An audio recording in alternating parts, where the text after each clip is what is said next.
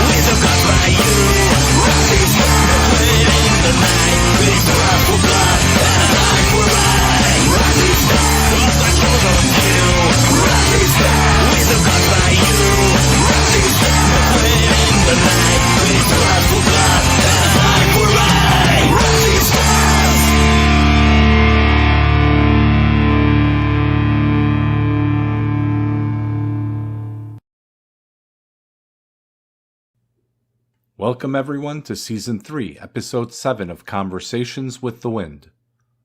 I hope everyone is alright and spending their time wisely. Please be safe and creative out there.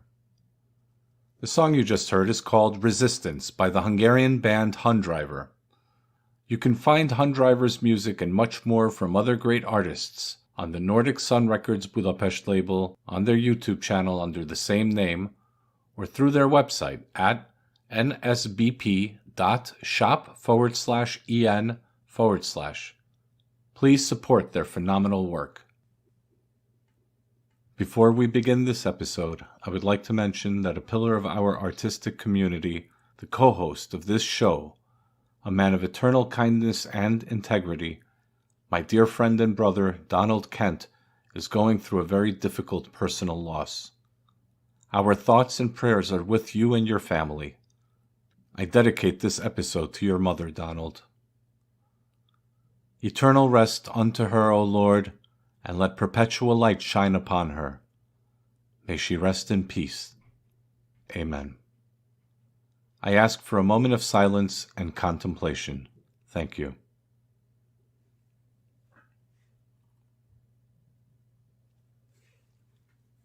I would also like to mention an important event in European history.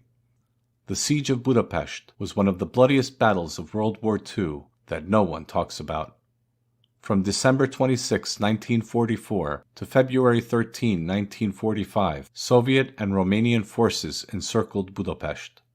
The losses and devastation were on par with Stalingrad, not to mention subsequent mass assaults against women, beating of innocent civilians, arrests, and murders. For over a decade, Hungarian nationalists commemorate an event where Hungarian and German forces attempted a breakout during the end of the Siege of Budapest. Thousands of civilians accompanied the soldiers. Most were tragically ambushed and killed, wounded, or captured by the Soviets. After the siege, more than 80% of Budapest was destroyed, tens of thousands of innocent civilians arrested and murdered, and countless women and girls defiled. Over 500,000 Hungarians were sent to Soviet prison camps, including about 100,000 ethnic Germans from Hungary. The Day of Honor is commemorated on the weekend closest to February 11 and includes a 60-kilometer hike along the same path the soldiers took back in 1945. Over the years, many European nationalists and nationalist organizations have also participated. This year, the organizers of the Day of Honor commemoration, Legio Hungaria, issued a statement about the most recent ban on the annual memorial honoring the great heroes of the 1945 breakout. You can read the statement on legiohungaria.org/194-day-of-honor-band. Despite threats from both the authorities and the usual suspects, hundreds of Hungarian nationalists defied this ban and even more attended the 60-kilometer hike. Dicsőség a hősöknek! Ére den Helden! Glory to the heroes! Glory to the fallen! Gloria Victis! I am honored to announce that the following episode is a special collaboration with the Bard community from Telegram, the great Dave Martel from the Biz Archives, and Arthur Powell from Atop the Cliffs, where we will focus on the warrior poet ethos and announce the results of Bard's poetry contests with the title Clash of the Warrior Poets. On this special episode, I will combine the Poets in Our Sphere segment with the conversation segment. To quote a Telegram post by Arthur Powell from Atop the Cliffs, quote, "We're in this together to preserve our heritage and create new beauty. Tradition is not the worship of ashes, but the preservation of fire." Close quote. Please contact Atop the Cliffs at atopthecliffs@gmail.com or visit www.atopthecliffs.com if you have any poems you would like to submit. Also, please contact me at abnormocracy@gmail.com if you have any poems you would like me to share on Conversations with the Wind. According to the contest announcement, there is, quote, "no limit on style, format, or subject. Retell a bloody battle, muse on the aftermath of a Pyrrhic victory, triumph as your enemies are driven before you, or express the lamentations of those left at home. Anything related to war, warfare, or soldiering will be considered historical or fiction." Close quote. Also, please visit Bard on Telegram at t.me/British Bards Group, Dave Martel at t.me/The Bog Lord, Arthur Powell at t.me/Atop the Cliffs. I often discuss the concept of the warrior poet on Conversations with the Wind because it's an important aspect of our creative expression. I strongly urge everyone to listen to my previous conversation with Attalus and John Davidson, where we dig quite deep into the ethos of the warrior and the poet. I also want to mention that I dedicated an entire episode to the warrior poet in Season 1, Episode 12 of Conversations with the Wind. You can view all archived episodes on my YouTube channel, Nullus Abnormocracy. I will now share a poem I had written titled Skyway of the Warriors. This poem was inspired by the legend of Prince Csaba and the Skyway of the Warriors, crossroads of armies, Hadak Utya. According to ancient Hungarian legend, Csaba was the youngest son of the great Hunnic king Attila, and he was the most powerful warrior chieftain ever to lead the Székely people. After his death, various foreign armies tried to invade Székely lands, but Csaba gathered a galactic host and rode down the Milky Way to vanquish these foes. Other legends mention Csaba riding down from the stars to help the ancient Magyars, brothers of the Huns, find their way across the Carpathians into their homeland. To this day, Csaba remains a very popular masculine name, and songs are still sung to commemorate his glory. Here is Skyway of the Warriors by Nullus.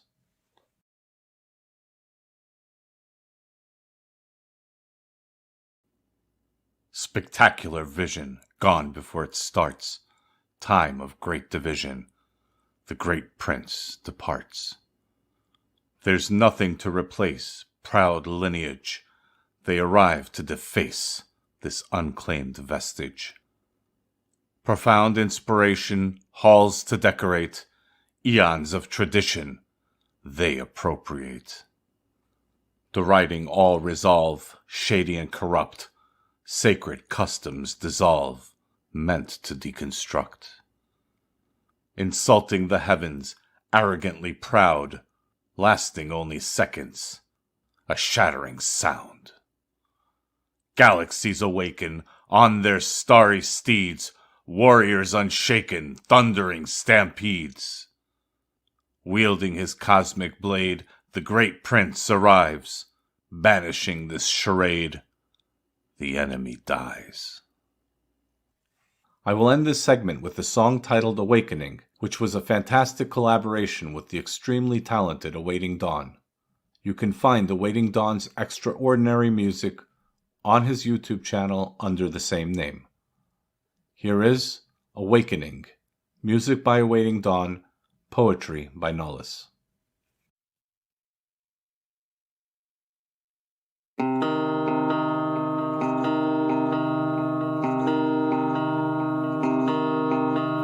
Artificial.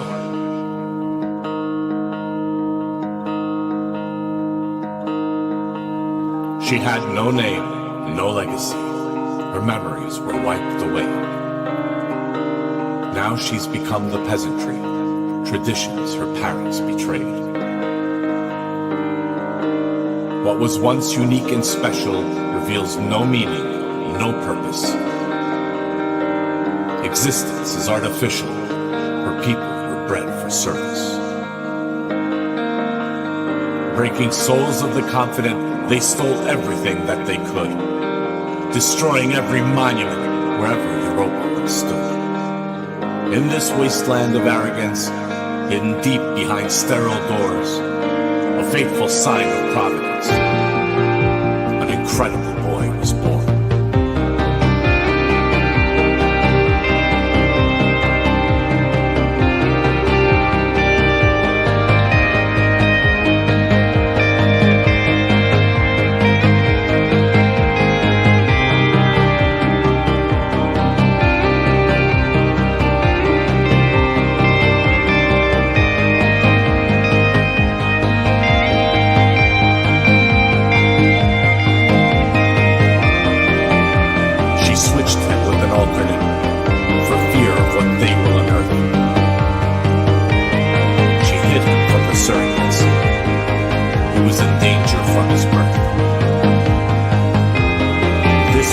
First and only son, smuggled away through a back door. The hive had learned what she had done. The boy's brave mother was no more.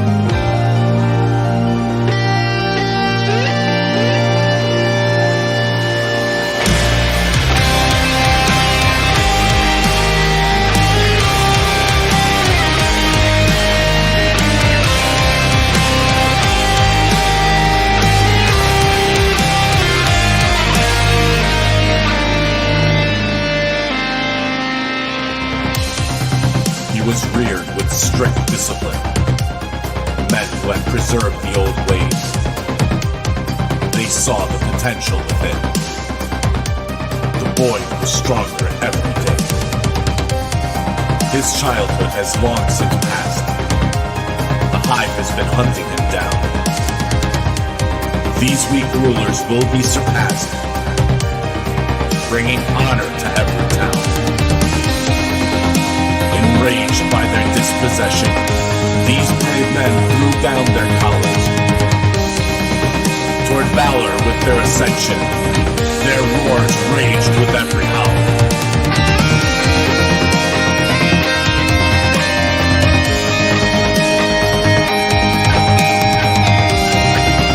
This great legend will fill the void, and does not stop until restored. This evil hive must be destroyed, and it's artificial no more.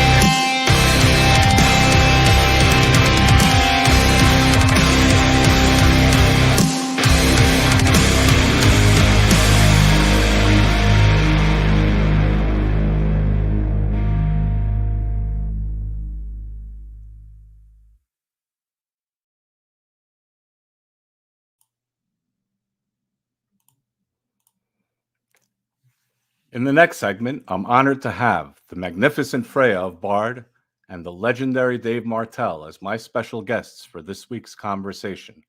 Hello, everyone. It's great to have you on the show.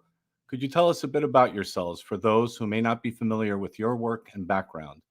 Also, please let the audience know where they may be able to find you. Freya, let's start with you. Hello, everyone. So, yes, my name's Freya. I'm one of the main admins for British Artistic Reactionary Dissidents. We are a group predominantly on Telegram, although we also stream on DLive on music nights. And what we're all about is uniting the nationalist arts scene. We obviously operate primarily in the UK, but we're also developing links with White Art Collective and various other collaborations as well. And yeah, we have visual arts, music, but we're here tonight because of literature, which is a group that has very recently opened for us, and it's been an absolutely huge success, in no little part thanks to the work of Illuminatus, who unfortunately cannot be here tonight, but he's another one of the admin team with Bard, and he's responsible for running our literature group, which is just full of a fantastic team of extremely talented writers. They put out some awesome stuff, as we're going to see tonight. Absolutely. I'm also a member of the Bard community. I'm more of a lurker than I am an active participant, although I would like to spend more time interacting with everyone in Telegram. But it's a phenomenal group. You have the Bard Music Group, which is constantly playing different kinds of great tunes. You have the Visual Arts Group, which is showing excellent graphics and paintings. And we're hoping to find more collaborations with the White Art Collective as well. So I'm hoping that this will be the first of many collaborations with your community. And I think that this will blossom into something spectacular over time. Hopefully so. Dave, would you like to introduce yourself and give a little background and also where people can find you? Sure. I'm Big Dave Martel. I am host of The Bog, which is over on Dave Martel YouTube channel. I'm also the editor-in-chief of The Bizarchives, Weird Tales of Monsters, Magic, and Machines, which is a weird fiction, pulp fiction publication that started last year, and we focus on the literary traditions of the golden era of fiction, like that would come out of Weird Tales magazine and all the great pulps. Authors like H.P. Lovecraft, Robert E. Howard, Clark Ashton Smith, so on and so forth. We focus on the literary traditions of sword and sorcery, science fiction, and cosmic horror, plus many, many others. You can check us out, the Bizarchives, out at thebizarchives.com. We're also on Twitter and Telegram at the Bizarchives. But if you want to check me out, make sure to go over to t.me/theBoglord, and you can get all the updates of everything that comes out of my brain, as well as links to the shows for The Bog, which is a podcast that's dedicated to the proliferation, understanding, and practice of the ancient Germanic religious tradition. I'm all over the place. A lot of you guys are probably familiar with me if you've been watching Whack for a while. I am very much interested in ushering an age of artistic barbarity and crushing the vampires that run the institutions that pervert and destroy and subvert our beloved folk art, being illustrations, being literature, being poetry, all this kind of stuff. So I'm very, very interested, and thank you guys for having me. And it was a pleasure to be a guest judge on this with Bard here, even though I'm kind of the token American in the mix there. But it was quite the honor, and she spoke of Illuminatus, who's also a Bizarchives author. So shout out to him. Very, very tremendously talented man. So shout out to him. You know, I think, Dave, you're going to have a new moniker. We're going to call you Dave the Vampire Hunter from now on. I love it. Based. We could hardly not have you judge, Dave. It was your quote that inspired the whole competition, but we'll get into that a bit later. Oh, what quote was that? Well, it was your post. But, yeah. I'll explain which one it was a bit later, but it was your one about how poetry is not effeminate. Oh, never okay. was. I didn't even know that. That's so awesome. Well, we'll get into that a little bit later, but I definitely want to mention also Atop the Cliffs. He was also a judge in the competition, Yep. and he's so definitely a shout out to Arthur Powell, and also Cat Hugger for the graphics for the competition. So I just definitely want to make sure. Freya, would you like to share any links for Cat Hugger, perhaps? Yeah, sure. I can drop that in the chat on StreamYards.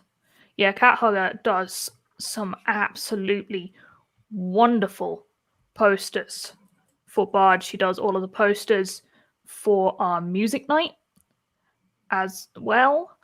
And yeah, she's really talented with editing. You can find her at t.me/cathuggersedits, which I will just post in the chat. Excellent. I'll just add those in. Yeah, okay. I'll add them in a minute or two on the multi-talented. Yes, she is absolutely, and I love her work, and I really encourage everyone to support her as well. And I'll be sharing the links shortly in the various platforms. Before we start this conversation, I'd like to ask Dave to read a poem that he dedicated to Donald Kent. And then I will follow with a poem I had also dedicated to Donald and his dear mother. Dave, would you please read your poem and add any comments you feel would be appropriate? Absolutely. Mr. Donald Kent he's done all the artwork for the Bizarchives. He's been a key player in our success, and he's a key pillar in this thing that we do with art and literature and everything. He's the man. He gives the face and the art and the color and the visuals to a lot of this stuff, and not just his artwork, but his knowledge and his understanding and his ability to teach. Mr. Kent is a man that I respect very, very deeply. I watch a lot of his content. He's been one of the greatest teachers when it comes to art. I didn't know anything about art before I started working with Donald. And since I started working with Donald, I now have a working knowledge of how art works. And I remember that you're supposed to think before you ink, even though I don't really do any ink, but I remember that. So Donald is a great teacher. And this last month, he's had a pretty tough time. And I don't want to get into all that kind of stuff, but I wrote this poem dedicated to him and his mom and stuff like that. So this is called this is called Mama's Love by Dave Martel. Pulled from other world to the light, in her womb so warm, hours of pain through she fights, body worn and torn, exhausted breaths, tears of love, first time she sees our face, swears an oath to gods above, love's truest warm embrace. Pitter-patter, little feet, we grow as time blows by. She ensures our clothes stay neat, comforts when we cry. She blinks once, we start to talk. Again, we sleep alone. She blinks thrice, we start to walk. Soon we leave her home. Mama looks on at her boys as they grow to men. She cherishes our old toys and remembers way back when. She sits so proud as we wed, loves grandkids as her own. Make sure we all stay fed and love is all we're shown. But Father Time, he has his way. Life is precious short. Soon Mom begins to gray and is called to heaven's court. Her whole life she gives her heart and gives her damnedest try. And that's why life's hardest part is when we have to say goodbye. Thank you very much for that poem. I'm sure, and I'm hoping that Donald will have a chance to eventually listen to this episode. And I just wanted to add that the theme of the poem that I'm dedicating to Donald is very close to my heart. I'd written it several years ago, and it's probably one of my first poems that I've ever written. It was dedicated to my mother originally, as well as the family that I never had, but I always wish I had. At least when I wrote it, I thought that things would be a little different by now. Anyway, I'd like to now include Donald and his mother in my dedication. And I just want to let you know, Donald, that we love you, brother, and you're never alone. And so now I'm going to play Unconditional Union, through which I recorded and posted on my YouTube channel. So just bear with me, and I'm going to add it now.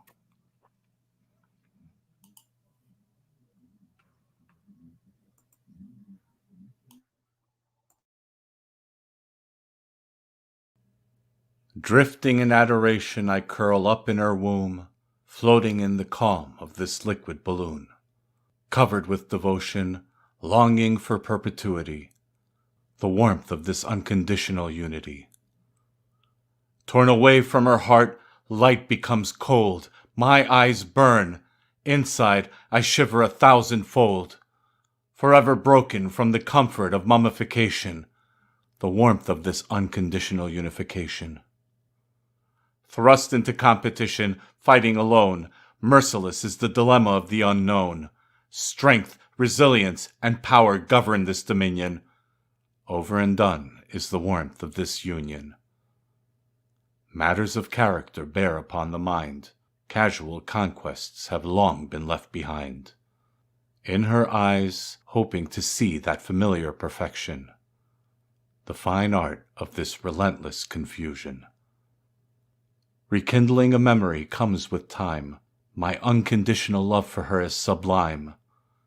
1,000 triumphs can't compare to the joy of giving life. My son cries, feeling this familiar strife. An old man is often considered a sage, realizing too late that his life was but a cage. A life well lived, or fits of insanity. I could not understand its perplexity. I slowly drift away into the abyss. My heart soars back to find the tomb I miss. Before I go, this, the holiest communion, the warmth of this unconditional union. So that was the two poems. It's hard to jump into the next part of the segment, but we're gonna give it a little bit of a try. So I'm gonna open this segment with the theme of Clash of the Warrior Poets. Before we jump into the poetry readings, I'd like to kick off this conversation with the following question: what motivated Bard to create this contest in the first place, Freya? So yeah, as I was saying before, the contest was actually motivated by a post from Dave. And he, in that post, was expressing anger about the co-opting of poetry and how he hates the meme that poetry is effeminate and homosexual. And he said in the post that he was making, well, no, it isn't. I mean, women obviously can write poetry, but everything from World War I poems to the Iliad was written by manly men. It was written by warriors. And Dave and I are both heathens. So yeah, we believe that poetry is pretty sacred. It was gifted to the world by Odin through Suttung's mead. It was the blood of Kvasir in that mead.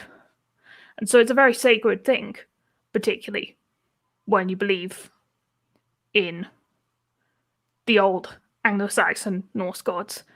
And it's just been completely co-opted by people who've moved it away from the noble art form it once was. So yeah, we were having a meeting in sort of Bard HQ. We were discussing some ideas for the next poetry contest we were going to have, because we'd had a couple, and they've been pretty good. And Illuminatus brings up this post. And he says he's thinking something along the lines of that. And I say, oh yeah, I saw that too. That was a really good post. That was pretty on the money. And we have a lot of guys in our literature group. I mean, this scene is a lot of guys.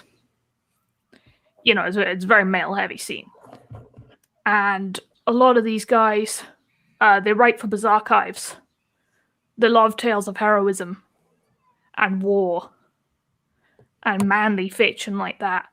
And we also know that we have ex-service people in Bard as well. There's a few that I know of. And we thought, you know, that's really going to work. And then we had to think about what to call it. And Clash of the Warrior Poets just seemed to flow off the tongue. It works. And then Cat Hugger did a wonderful poster for us, and it just sort of went from there, and it got to be one of the biggest responses to a competition that we've ever had. Men in particular, they really resonated with the theme. They wanted a chance to write this heroic poetry, or write about, I mean, in one case, which we'll get to, write about experiences that they'd actually had. So yeah, that's really how it got going. You know, I just wanted to add a very simple, being the minority in this particular case of being the Christian among the three of us, I do want to mention that this tradition did carry on, in my view. Oh, it did. Over the centuries. I think that the subversion of the warrior poet ethos happened fairly recently in our history. And I discussed this with John Davidson and Attalus last time on the last episode. And we'll touch upon this in a minute about reaching into something greater. Before we jump into the contest finalists and the honorable mentions, I'd like to ask Dave to read a powerful war poem he had written. Dave, would you be so kind? Yeah, sure. So I don't think this is my best poem that I wrote here, but I really like this poem because I wrote this. I had a week or two that I just got obsessed with World War I, and not necessarily like the history of it or what led up to it, or I wanted to know about the machines that were involved. I wanted to read about the war, the guys, the soldiers that were in the trenches. And World War I stuck out to me because it was kind of a precipice between modern warfare and ancient warfare. Yes, they had gunpowder, and yes, they had tanks and planes and so on and so forth. But it was also, they also still had, it was the last war that had heavy melee combat with bayonet charges and sword fights and knife fights. And so there was a lot of up close and personal stuff with this war. And I watched a lot of interviews of veterans that came back from World War I. And these veterans, they're a little bit different than, say, when you watch interviews from guys that came back from World War II or Vietnam or so forth. Some of these guys had almost, they talked about their experience in the war almost as if they liked it. Some of them were so broken from it, utterly broken and freaked out by it, that they never went back to normal. And quite a few of these guys described their experience in the war, that they went there. They turned into this one man described himself. He says he wore the costume of a monster. And if he said that he held guilt about this, that he was not being, that he wouldn't have been being truthful, that, effectively that he liked it or something like that.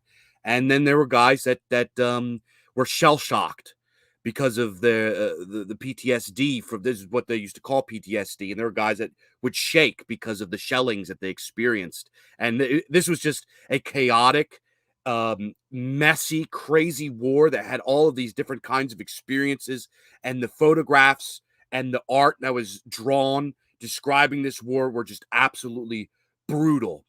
This war, as historians described, had a level of brutality and cruelty that was more common than any of the following wars that we've seen. At least that's what they say. So I wrote this poem kind of inspired by all of the craziness that goes into World War I, which is the exploitation of the working class of the West, which was the sheer brutality and cruelty and war crimes that happened during this time from all sides, just like the craziness, the blood and the guts and the gore and the carnage. And speaking of carnage, this poem is called The Carnage Fields. And this is a pretty gritty poem. The Carnage Fields. Souls carried off on wings of black, deserting their mortal shells. The struggle continues in other world as they plunge into the hells. What lives could have been of these young men is oft what cowards may wonder, until the machine guns spew hot lead and their bodies are torn asunder. Idealism the barter, death the trade, with the soil forever stained red. Never a more one-sided affair for the piles of nameless dead. In City Hall they safely sit, remorseless of rewards they reap, while miles away in carnaged fields their vulture cousins also feast. But glory to he whose bloodthirst quench, their foes' wealth and women to plunder. Steel dragons streak through gray smoke skies, ground quakes from iron thunder. Machines of war trample gore, craters and shattered earth. Pools of oil where old corpses float, cast stench with their bloat and girth. Survival awarded to those most grim, to others from Lady Luck. Streets are stormed and churches burned, their wives drug off to fuck. Most never revert back to gentle form, after the beast within man reveals. But such is the price of those who walk home, baptized on the carnaged fields. Yeah, that was gritty. That was, that reminds me of my conversation. Again, I have to refer to my conversation from last week. We touched upon this as well with the industrialization of war in the 20th century and how that changed the mindset of the warrior, just the warrior mindset itself. how you have, and Telus, again, I have to say, made a very cogent point about how you have to differentiate between the soldier and the warrior. The soldier who's conscripted into a battle that he might not be able to handle mentally, emotionally, or spiritually, and then the warrior who is put in a position to defend their country. The modernization, the industrial or the technological developments, this modernization, this industrialization of war has changed a lot of this, and so the warrior ethos is still there, and you still see it in many battles. Even in the modern day, you'll see it in street battles, or if you go into various during World War II. The Battle of Stalingrad, those were really heated battles between individuals on the streets, and so you'll still see that today. It's just getting more and more difficult to make that a universal theme for many people. So that's where the warrior ethos has to inspire us all, and we should not look necessarily. We have to understand the gore and the tragedy of war, but we also have to understand the power of it, and so the energy that it gives. It's a very interesting and very difficult balance oftentimes. Yeah. I read somebody once. It might have been younger. I can't remember who said this, but this sticks in my mind.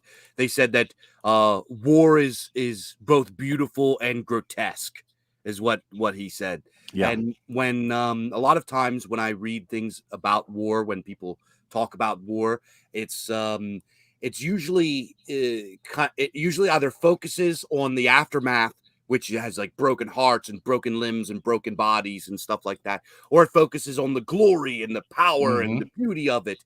But nobody ever kind of hits the in-between mark, which is the horror and the gore and the bloodshed and the Carnage Fields. So that's what I wanted to write about. Oh, you captured that perfectly. Freya, I'm sorry, I didn't want to interrupt you. Go ahead. No, I just thought that the motif of being baptized on the Carnage Fields, that was very appropriate, because for better or worse, you go through an experience like that, you're not going to live your life the same way again. Right. It is a rebirth. You're never going to have the same perspective. Right. Ever again. And so I just thought that was really appropriate. So let's start with the contest itself now. And we're going to first mention the well-deserved honorable mentions. Freya, would you like to introduce and read the first honorable mention? Yes, for sure. So the honorable mention that I picked was from our Illuminatus, head of the literature group, organizer of the comp. And I liked his poem because it utilizes his storytelling abilities, which are considerable. He's mainly a writer of fiction based around folklore and mythology, or at least that's one of his series, the Mythicide series. And he writes for Dade's publication, Bizarchives, as well.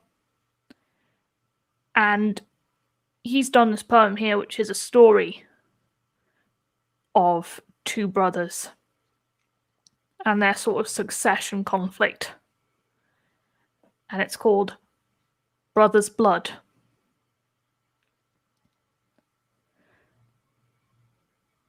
Portentous stars gleamed dark the night. Twin boys were born in wintertide. Their mother died.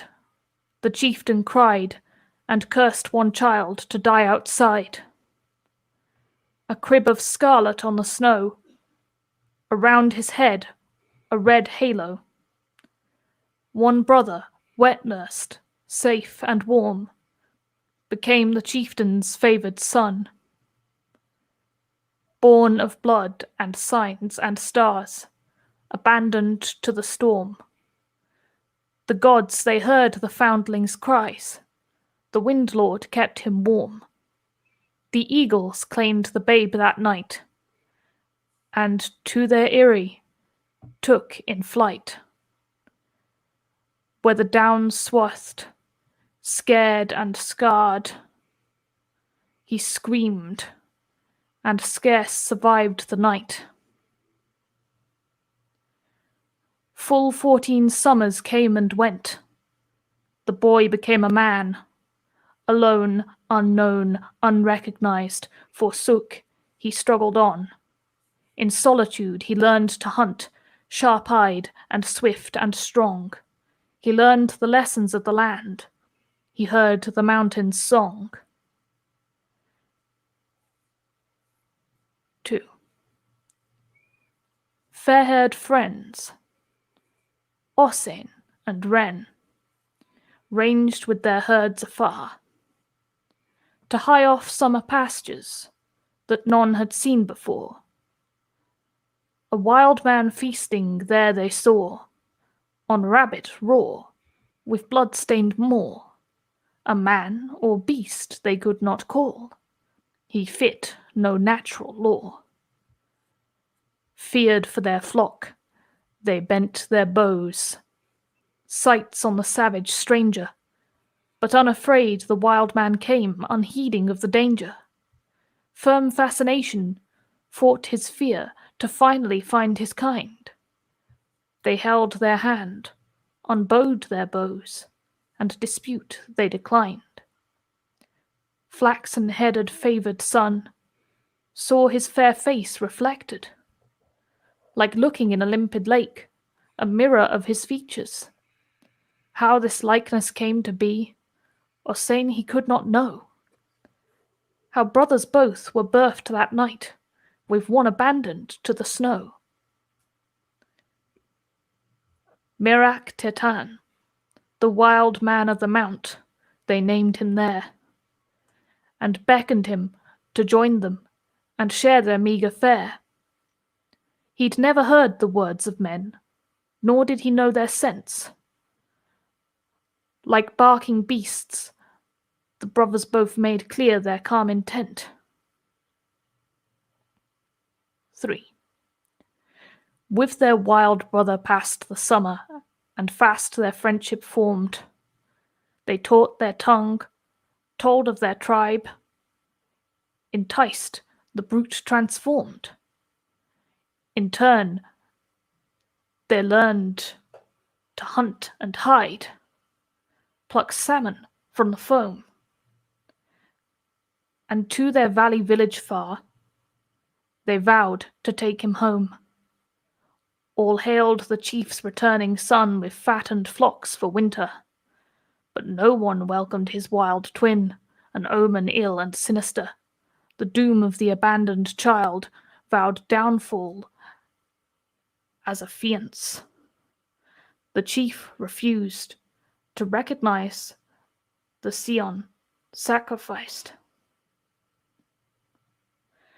The wise man saw the signs of strife and took the brother in. An outcast too, he welcomed him and saved him from his kin. His mind was bright. He learned to cite the runes, augurs, and more. Bright-eyed, strong-armed, but vilified, he mastered arts of war. 4. When waxen winter reappeared, the village was prepared, their granaries stacked full with wheat, fresh fodder for their herds. In mead hall bright, they feast at night in front of flaming pyres. But Merac's hatred amplified, denied the warming fires. The wise man felt his final frost. Before it was too late, he called Merac to his bedside and there explained his fate. How blood-stained babe was cast aside by chieftain's surfeit sorrow. Black vengeance blemished Merac's will, which would not wait the morrow. Post-Yuletide feast, the drunken chief woke facing Merac's fury, grim-faced, demanding recompense for his lifelong injury. Fractured from fear, his heart expired, and so the chieftain passed. The shocked half-guards unleashed their swords, surrounding the outcast. The women wept and wrapped their chief in shroud and funeral gear, The men with spears and swords aloft declared Ossian his heir. But Merak he could not condone, and claimed his birthright too. At spear point he was driven out, denied what was his due. The tribe divides on brothers' sides, with Ossian's host far greater. With banners bright they put to flight Merak, and named him traitor. Stout soldiers stood at Ossian's side. With shields and spears they sheltered, but born in blood and blame and pain, Merak his past remembered. What craven chief you choose to lead, who hides behind your swords, reviled, rained real reproaches, the wounding war of words. Curt castigating curses, cascade ceaseless from his jaws. In litany of libel, he found his brother's flaw. Ossian he made his men stand down, and his shield he unslung. This cur will learn a lesson now, to still his scurrilous tongue. Savage strikes of sharpened swords shot sharp between the brothers. The shattered shock of steel on steel inflamed the hearts of others. Spears splashed sparks, as sharp sung sounds suffused the space between them. The gleaming mail and helmet bright from Merak's blows defend him. As darkness now descends at last upon the bloody field, Ossian disarms his furious foe and orders him to yield. Merak, defeated and undone, sees blood upon the snow. The sight inflames and sparks the thought of birthday long ago. He scoops his sword up from the ground and strikes the recollection. The fair-haired twin kept safe and warm, personified rejection. The blood-soaked brothers' battle now becomes bare butchery. As Ossian's parries weaken, he is driven to his knees. He gazes into Merak's eyes and bluntly begs for quarter. Berserker blood boils brain and blade. He cannot help but slaughter. As tears well in each warrior's eyes, they stare at one another. With one swift stroke that shocks the crowd, Merak beheads his brother.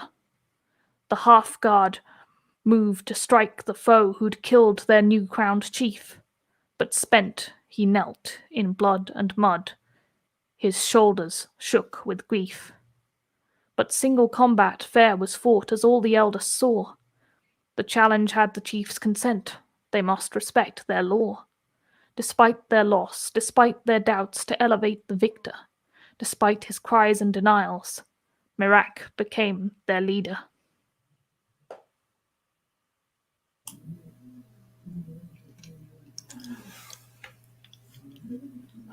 Well, I wanted to first ask, what motivated you to choose this as an honorable mention? What was it that really captivated you about this poem, Freya? So, I think I liked it because a lot of the wars of Europe have been a conflict of families. Mm-hmm. And victory can be really complicated when it's against your near neighbors or people who you're related to. And winning and conquering the power you want comes with corresponding responsibilities. Right. And so sometimes it isn't just glory after you manage to get the outcome that you wanted. And I feel like this is an illustration of how men fight for honor. Right. And how the urge to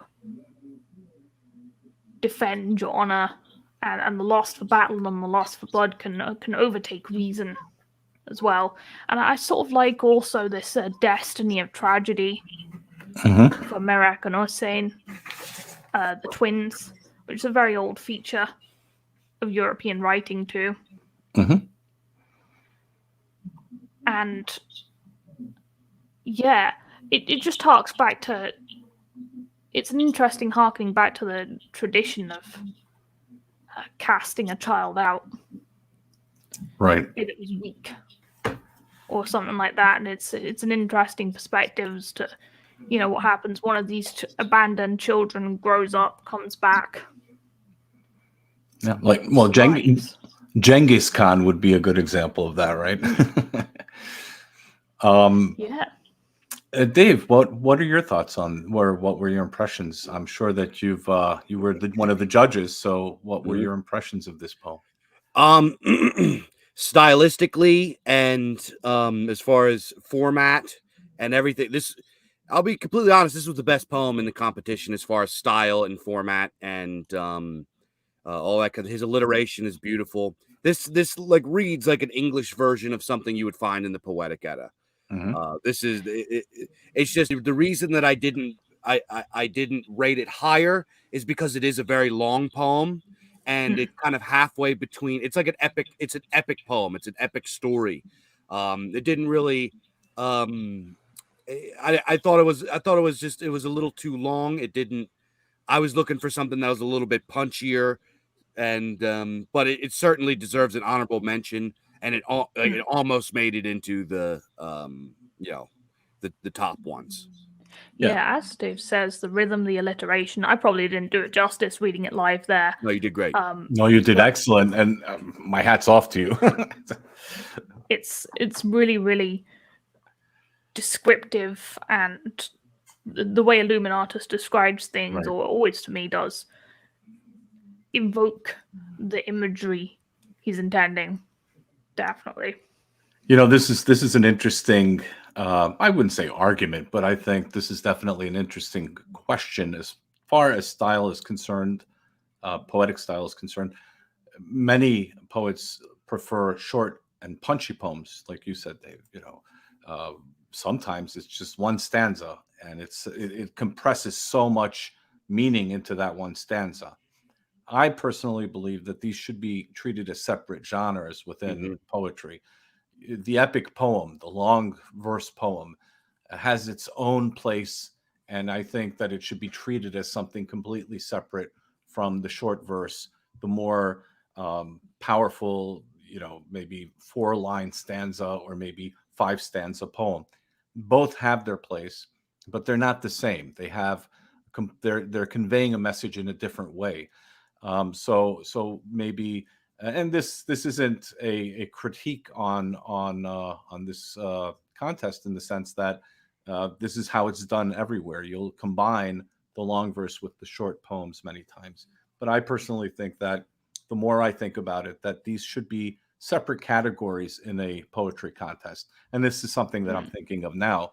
That it's something that we might do in future, because in the future there probably be room to have like an epic poem contest, or like alternatively a really short, like, I don't want to say haiku, because I feel like that's a Japanese style and maybe that's their thing, but a shorter poem contest. I mean, in Britain and Ireland we've got limericks.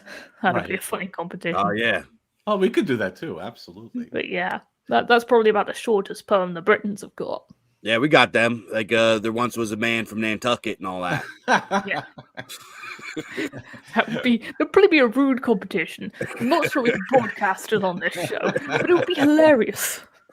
Well, we can have that as a fun competition somewhere, maybe between the White Art Collective and Bard and the Biz Archives. We could show who produces the best limerick, But yeah, I think if you compare it to music in a way, you could say that the long piece has a completely different style than the short piece. And then even within the shorter poems, there's different styles again. So we can break this down so much. But I think that without going too far into nuance, you could definitely separate the epic poem from, say, a poem that has anywhere between, let's say, 1 to 10 verses. I think that those maybe carry a different kind of a weight, or a different creative expression maybe would be more accurate. Yeah. I'm going to read the next honorable mention. And I just wanted to say before I read this poem that reminds me a lot of the poem by the German World War I trench poet Ernst Stadler. He wrote a poem called, it's in English, there were two translations. One was Breaking Camp and the other was Awakening. In German, it's Der Aufbruch. And this song, this poem, it's titled A Song of Steel and Slaughter. This one has kind of, it reminds me a lot of that poem in many ways. So I'm going to read this one. It's A Song of Steel and Slaughter by Apollo Dora. And here I go. Just bear with me a moment. The rising sun, the scorching heat, the sweat. The horses neigh and paw the ground and fret. Within the host, the soldier stands upright and steels his nerves and readies for the fight. He hears the sound of steady throbbing drums, but it's his blood, for in his ears it thrums. And only barely does he keep suppressed the fear that strives to rise within his breast. He hears the horn and gives a mighty shout, and by his cry puts former fears to rout. His pounding feet, they shake the earth like Jove, when he the Titans from Olympus drove. He has become like God above in wrath, and clears his foes by violence from his path. Like swaths of grass, he leaves the dead behind to seek what good from Hades they can find. But now he meets a giant on the field, but neither will turn from his path or yield. The ring of steel resounds when they collide. Down comes the soldier's sword, but his swing is wide. They trade their strikes like gods until the blow from the soldier's sword lays the giant low. He splits his skull, and blood spurts in a burst.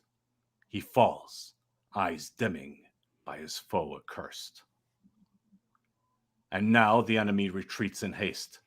They're hounded, as they're by the victors chased. The soldier runs until his lungs give out, to put the host as best he can to rout. Who falls in flight is finished by a blade. His gushing blood upon the earth is sprayed. No quarter given, no use in appeal. Each meets his end by the savage blows with steel. At last he stops and gasps for breath. He went the length, and now all of his strength is spent. His legs feel weak, but still he stands and smiles at all the dead heaped on the field in piles. The fruits of all his labor are bestrewed across the field to be the vulture's food.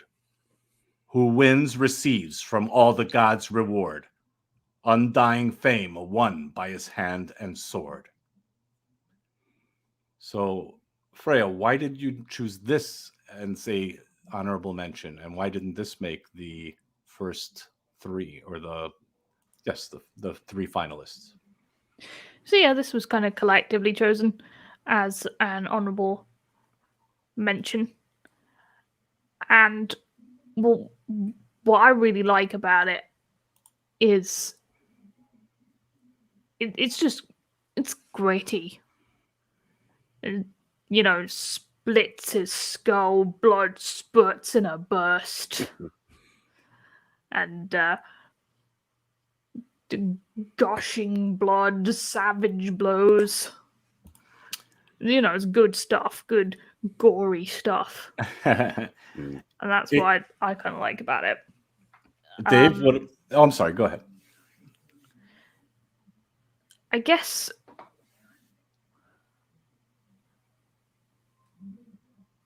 why it didn't quite make it. I think just because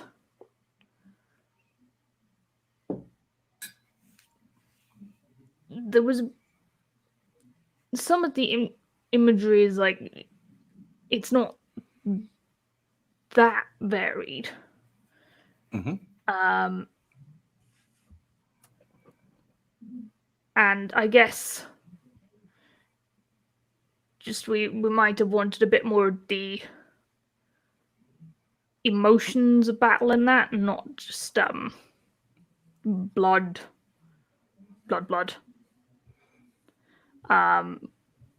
That's sort of what I'd say, but I think probably Dave and Arthur would have a more technical perspective Mm-hmm. on it than I do, to be honest with you there.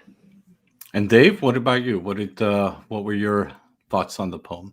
So I like this poem. The problem with doing these competitions, and this is kind of the same thing with going through submissions. When you get down, if you have to pick 3 or 5 or whatever, and you have 20, 30, 40, sometimes 100 submissions, when you get down to the last ones, you really have to get down to the nitty gritty, and you split hairs, and it could go either way. For this one, I really like this poem. I thought this was a good poem. It has Robert E. Howard vibes all over it. Right. But it got edged out a little bit because some of the rhymes and stuff were a little bit easy. It was like this is a good poem. It's a neat poem. I mean neat by it's ordered. It has a good flow to it. But some of the rhymes were kind of layups. You know what I mean? It's it's like when you listen to something like AC/DC or the Rolling Stones or something, and you listen to the drum beat. Well, the drum beat is good. It holds the song. It's standard. It's great, but it's a 4/4 beat. It you know what I mean? It's the same. It's just it is what it is. And there wasn't enough in this poem that really stood out to me to edge out the other ones. Like I said, it's not a bad poem. It's a good poem. I enjoyed reading it.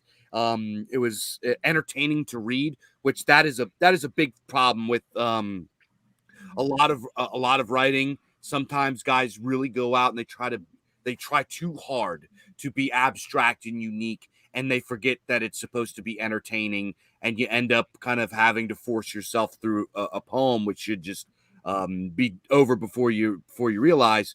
But this one didn't do that. This one was like kind of on the opposite end of the spectrum. Right. This guy definitely has talent. He has skill. And I think that the next poems that he writes, he should try to go outside of his comfort zone a little bit with some more unique word usage or some more unique words. And that's it. It's a very good poem. I think I rated this one. I think I gave this one 7 out of 10. So it's not like it was a bad poem. It's just there's more that could be there. Right. Maybe if it was a little longer, it would be built into an epic poem. I kind of felt that this could have been expanded into a more epic poem to give it a little bit more color. I personally enjoyed this poem because it was a very action-packed poem. It had a lot of movement in throughout the whole, all throughout the stanzas. You felt something was progressing constantly. I enjoyed reading it. Great pace. And excellent pace. And this, I would definitely, part of me at least, would say maybe this could have been more interesting if you expanded it a little bit into an epic poem. It didn't, not 30 stanzas, but you could have added some more, I think. But other than that, I felt that the rhythm was very good in this poem. The rhythm and the movement was very good in this poem. But I'm not the judge, so I will leave that up to the experts. I hate judging things. It's hard. It's hard. Judging things is hard. It's like I like judging people, right? No, I'm just kidding. I just like like if you came up to me and you read me this poem, I would say that's a great poem. But since I'm put in a position that I have to find something wrong with it in order to edge it out or push it in, that's what it is. Right. So it's a good poem, but in a competition, you gotta split hairs. Yeah. It's really just really small things, like say the double usage of the word route in the poem and stuff like that. That's how small you have to go, or this doesn't quite make me feel like this other one does, or something like that. Because you get so many good poems. Yeah. And we got so many good poems. You just have to go off of really small things and gut feelings to judge which ones are the best. And it's very difficult. I mean, people have sent me poems, asked me to review it, and I will review it, and I will try to provide constructive criticism where I can. And again, this is a difficult thing to do in the sense that I have a certain style of writing, and I also try to go out of my comfort zone and write different styles just to challenge myself. I will change rhythm, I will change rhyme, I'll change even styles, from a more structuralist style of poetry to a more modernist style of poetry, just to challenge myself. So I strongly recommend that everyone, unless you have a very, very,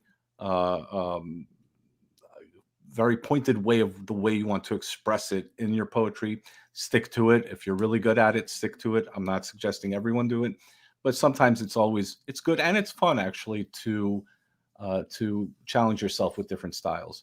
This reminds me, by the way, of asking the question: what does the warrior poet mean to you, Dave?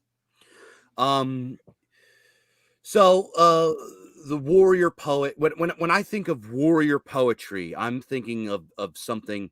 Well, you could go two ways with it. Obviously, epic poetry in the ancient world was warrior poetry.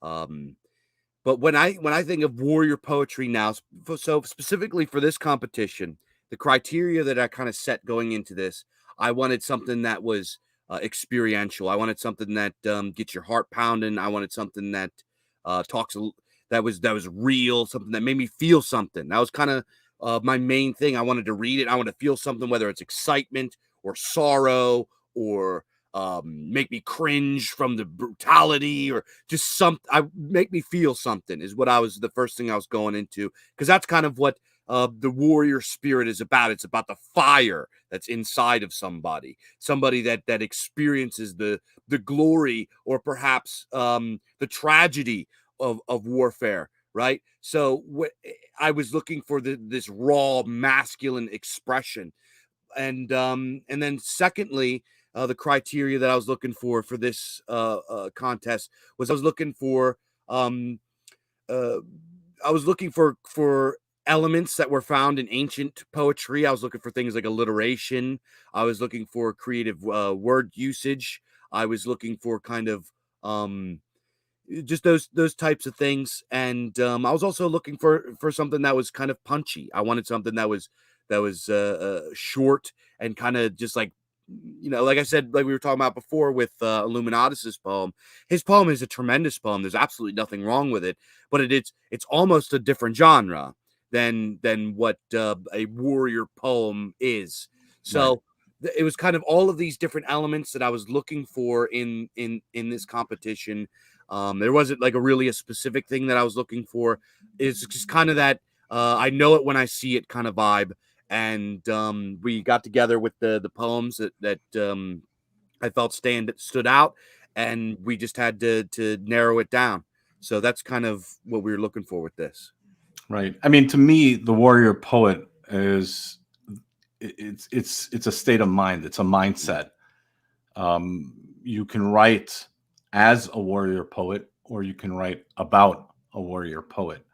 But at the end of the day, you as the poet are expressing something as a warrior, because if you can't express it in that way, then you're not really capturing the essence of that message. And again, there are many different types of poems. There are more introspective poems. There's love poems. There's many different ways of using poetry. But the most effective and the most profound type of poetry, in my view, is the warrior poet. Is the poet who can capture that eternal flame, if you will.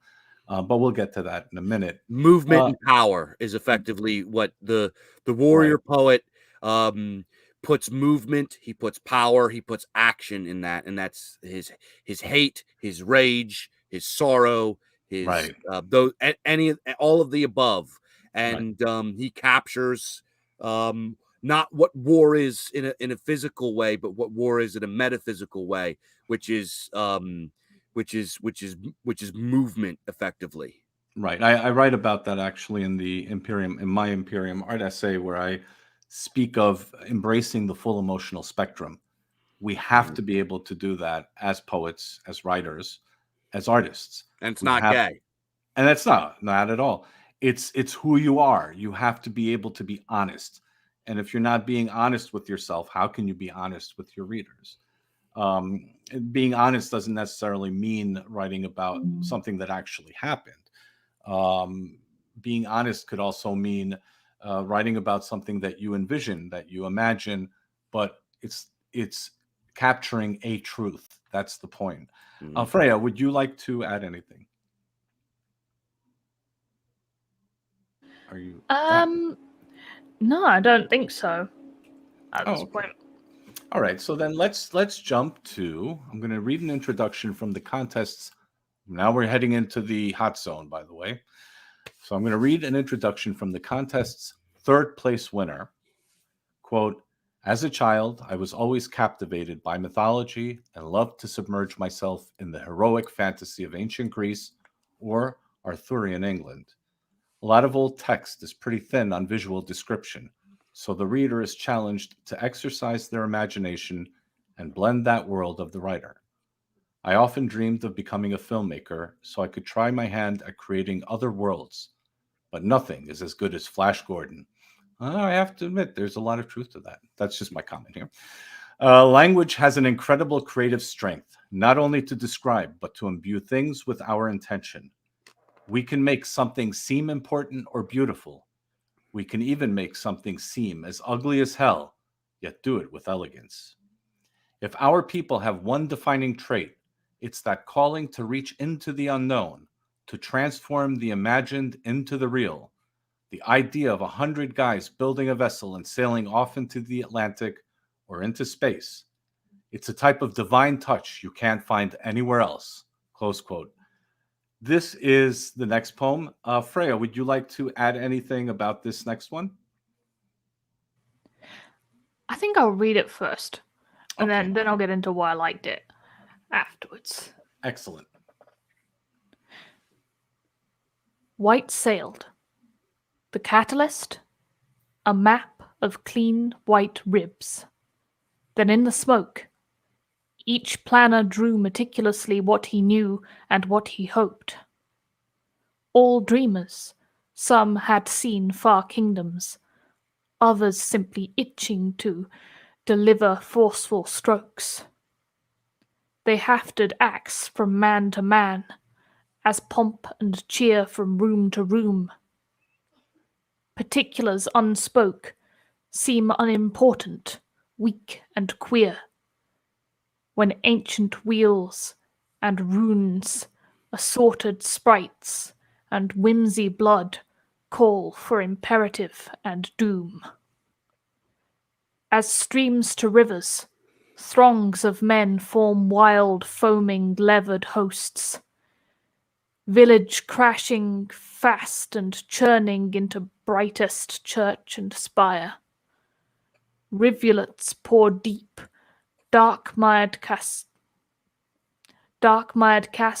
drenched and cities quiet, as turned to empty ghosts.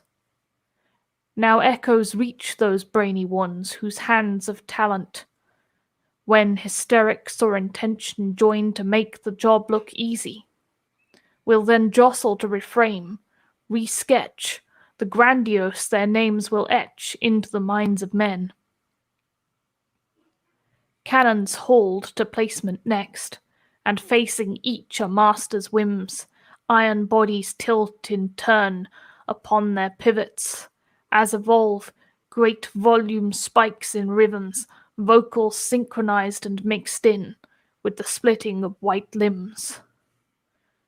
Dreamers' craft near hammered out, so late hands crowd what slack they leave.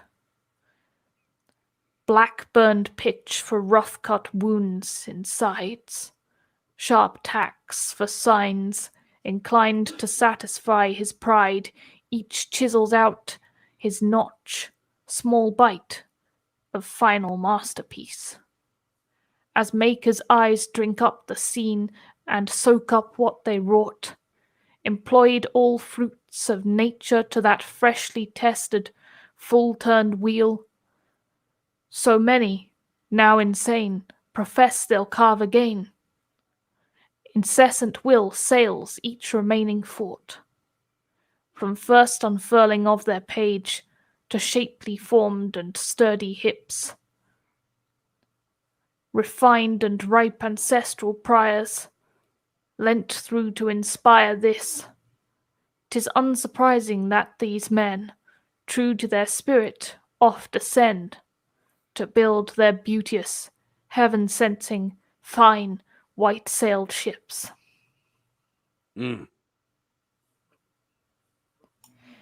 Yeah. Well, so there's a lot to unpack here. Let's start with you, Dave. On your first of all, the introduction that I received was phenomenal. I really like this introduction a lot. But the poem itself is really spectacular. Dave, what was your decision process with regard to this poem? This poem, I really, really enjoyed the word usage. I thought it was very, very creative. The rhythm is kind of is a little unique. It's not an A-B kind of easy, simple poem. It's not I don't want to say easy, simple, but it's not a structured poem as you would see, like maybe like I write very structured stuff. This was kind of more this was more storytelling vibe. I read this and it had the whimsical flavor of a Clark Ashton Smith. Just like some of the word usage that he used, I thought was really, really beautiful. He very much he painted this. This wasn't a very explicit poem. He painted a lot of this, and I just really, really enjoyed it. I love the fantastical flavor of it. I love the story that it told. He got into some kind of modern technical kind of word, like he was talking about great volume spikes and rhythms, vocals synchronized and mixed in, and like that. I just thought that was beautiful. I just thought this was a beautiful poem. Yeah, I think the Clark Ashton Smith reference is apt in this case. I really do think that there's a lot of, since our conversation, I've been reading more Clark Ashton Smith, and I really like his poetry. I really enjoy Robert E. Howard's poetry too. I mean, I've been reading more and more and getting into it, and I find it fascinating. So it's a shame that conventional literati don't really consider it as high art as it should be, but we're getting there, hopefully. And some of them I just really loved just some of the word usage. I thought it was just beautiful. The particulars unspoke seem unimportant, weak and queer, when ancient wheels and runes, assorted sprites and whimsy blood called for imperative and doom. I love that verse. The whimsy blood. It was great. I love this poem. So, Freya, what about you? What were your considerations with this poem? Yeah, I also really like that whimsy blood line. So I really think that this poem, obviously it's about building ships and going out for adventure and that type of thing that Europeans do. And I really like this one because that's particularly relevant, I think, to Britain and Bard, because naval warfare and dominating the seas and going out and conquering and adventuring is something that Britain's always been good at. There was smashing the French in 1340 or Trafalgar or the Spanish Armada. I just got to make sure we don't have any Spaniards or Frenchmen around here. I'm just kidding. Well, to be fair, the French and the British, we're in a mutual sort of roasting battle. They give as good as they get. We're allowed. We've been at it for a long time.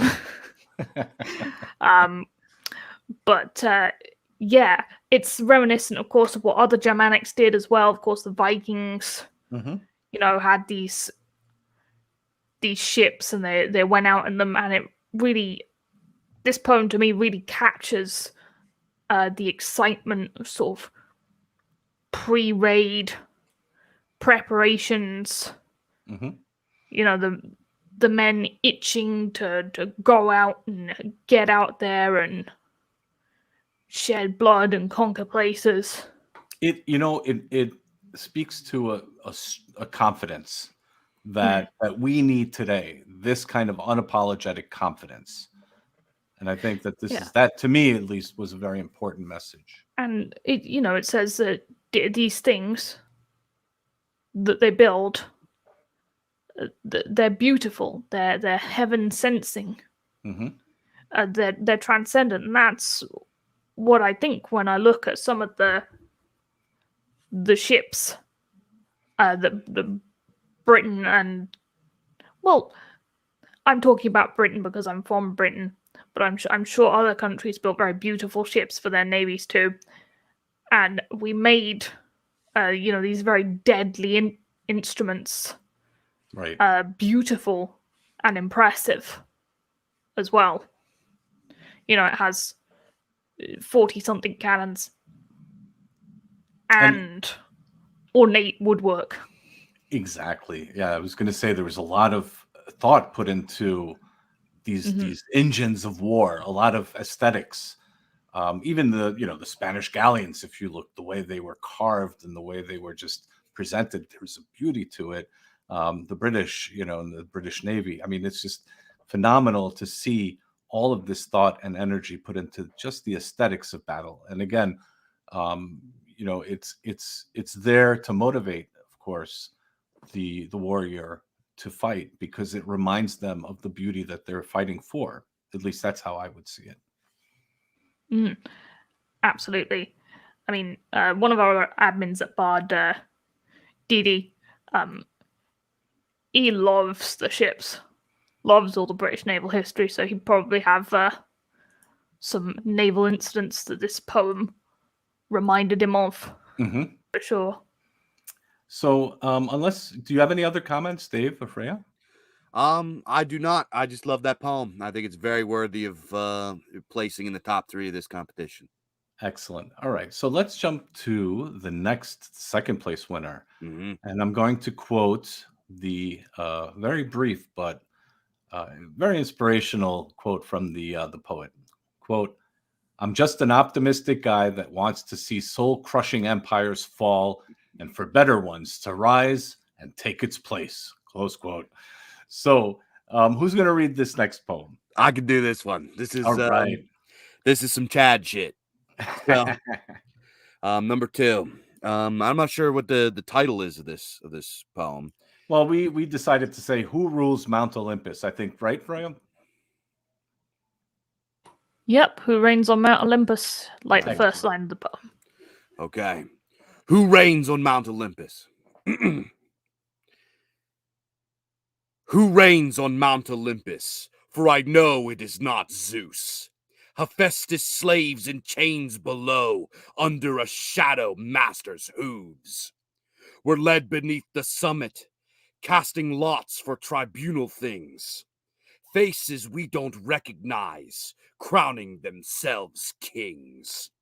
Technomancers conspire in static towers, summoning serpents set by sanguine altar rite.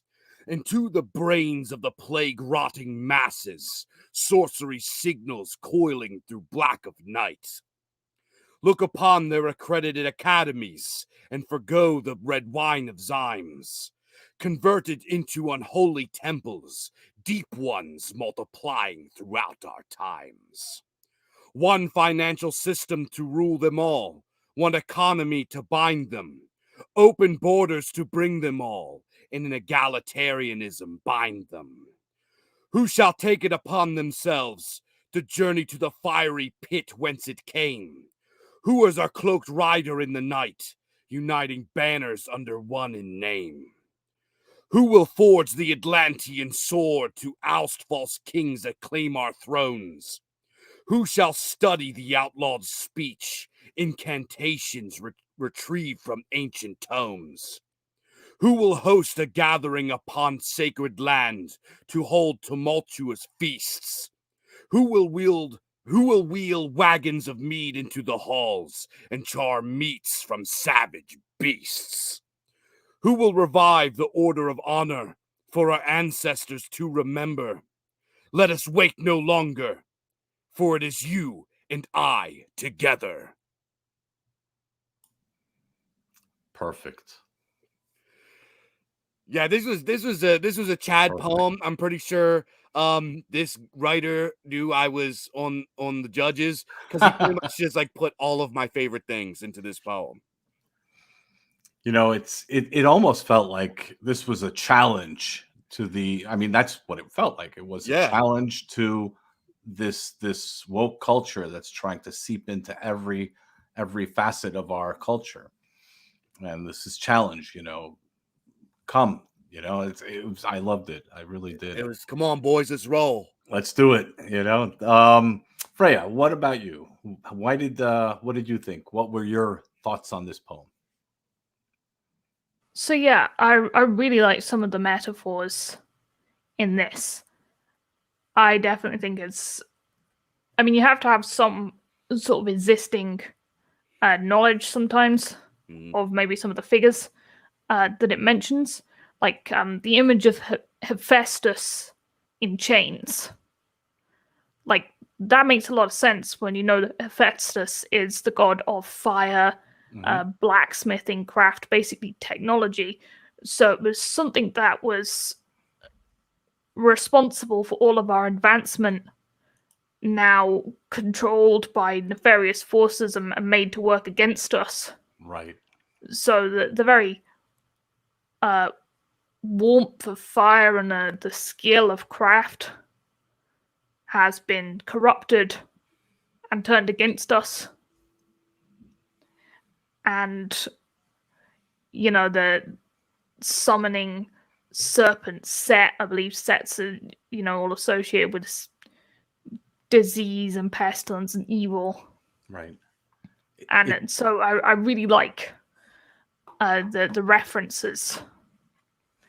To me, it also touches upon a lot of points that I addressed in Imperium Art. I can probably list, out of all the different categories that I have in that short essay, and this poem, it just like checks it off all the way through. So I would really call this a truly Imperium Art poem, in my view. I liked it a lot. I love did the forging the Atlantean sword, ousting the false kings. Exactly. Like, it's really inspiring, yeah. And it reminds me, as an interesting segue here, on my last episode, Attalus perfectly captured the essence of the warrior poet, where he said that great poets, and I'm going to try to paraphrase what he said, great poets should reach beyond their particular era and style of writing to embrace an eternal truth that stretches back to our eternity and inspires future generations. This is also what Donald and I would call the Imperium. What are your thoughts on this idea? And maybe I'll give you an example before I ask the question, or before you answer the question. For example, we mentioned Ezra Pound. Now, Dave, you and I talked about Ezra Pound, about having a different style of writing, as opposed to the late Romantics like Robert E. Howard. In a way, the point that Attalus was making is that a person like Ezra Pound, a person like Robert E. Howard, for example, would fit very well in the ancient world. Yeah. He felt that in the ancient world, this essence was captured more explicitly than it was in later centuries, and that you have these exceptional poets throughout history, all the way even to our day. I mean, the poets that we're reading today are examples of this continuity, where what we're doing is we're reaching into this eternal truth that is ours, that belongs to us, that we're becoming a part of through our poetry. Yeah. So what are your thoughts on this idea? I completely agree. Obviously, I like all of that. This idea of there being a continuity of it's like the continuity of the folk soul and the folk memory from the beginning all the way to our future. And as it pertains to this poem here, I thought that this poem was this did it so well. It's a little bit it's a little bit memey, it's a little bit zany and wacky, because that's who we are today. I felt this poem like I felt like it like applied to me. Like it was like and like you're talking about the stream from us being in the stream from the past to the future to the current. This did it all. In the first line, he has a metaphor that talks about the Greek stuff, right? The Greco-Roman stuff. And you're not going to understand that unless you know about the Greco-Roman stuff, which a lot of us do. The next time he talks about casting lots for tribunal things, and he puts thing in a capital T. A thing is a Germanic meeting. It was kind of like it was called the Althing, or the folk thing. And when you go to the afterlife, you go to the hell thing, where the gods meet and they give you judgment. That this is you would only put that in if you have working knowledge of the Eddas, casting lots for tribunal things. And he's talking about it. So he's giving a love letter to the Greco-Roman, then he gives a love letter to the Germanics, and then the next verse he goes into some like cyberpunk sci-fi shit. You know, he's talking about technomancers and static towers, and he throws shade at Set. And this is a very Howardian verse here. You know, talk about he kind of combines the idea of technological society with like this idea of the Semitic Levantine kind of dark continents and dark societies of Mesopotamia and Egypt, and he's like throwing shade at them, like these are the bad these dickheads are doing this, right? And it's a subtle way to throw shade at open borders people as well, because Set being the god of outsiders. Yeah. And then he goes on in the next. I'm sorry, I gotta go over this poem here, because this goes exactly into what Nullis is talking about. This past, present, and future all being combined in our ancestral history while still applying to us today. And he goes into look upon their credit academies. This is throwing shade on the ivory tower limperists that run the universities and think they're so smart and that we're a bunch of retards. He's throwing shade on them. He said can convert it into unholy temples, deep ones multiplying throughout our times. This is a Lovecraft reference. The deep ones are, if you've read Shadow over Innsmouth, the deep ones are this race of fishoid people that are a hybrid between the people of New England and the fish people. So what he's saying here is like you got these yuppie limperous scumbags that are running the institutions, and they forgo the red wine. They forgo their role as like the enlightened ones, the educated ones, and they've converted the universities and the centers of learning into these unholy temples that are creating these monstrous hybrid people that are multiplying throughout our times. And then obviously the Lord of the Rings usury verse here, one financial system to rule them all. And then he goes into who's going to be the cloaked rider in the night and the Atlantean sword. These are very just blatant Howardian. This guy is likes all the same stuff I like. So it's like this poem did a perfect job of being kind of mimetic and zany and creative and weird, because that's who we are. You know, we in like the dissonant right or nationalists or guys that are in the kind of the more creative spheres. We are kind of funny and silly, but we're also edgy and kind of zany and creative, and we're kind of weird. And this captured that all together. It's this kind of hodgepodge chimera of everything that we like, but it is sincere and badass at the same time. So I think that it fits perfectly in the Imperium art concept. Exactly. Yeah. Freya, I'm sorry. Would you like to say anything? Sorry for the big rant. No, not at all.